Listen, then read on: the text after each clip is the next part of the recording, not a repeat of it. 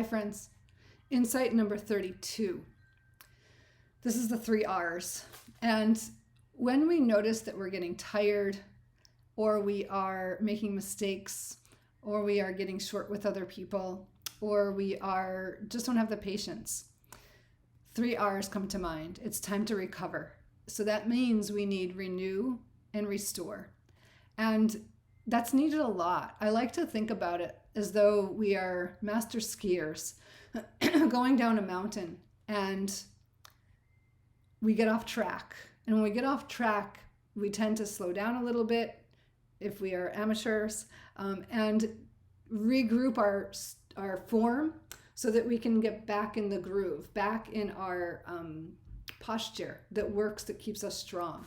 So recovery is about renewing and restoring and recovering back to our best self. And it's needed regularly. A lot of times I think people think they need a vacation.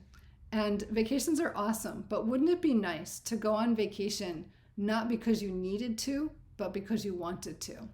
So that you were constantly adjusting the sails to renew, restore, and recover consistently every day, every week, every month, so that when we went on vacation, we were still feeling great. We were already our best selves.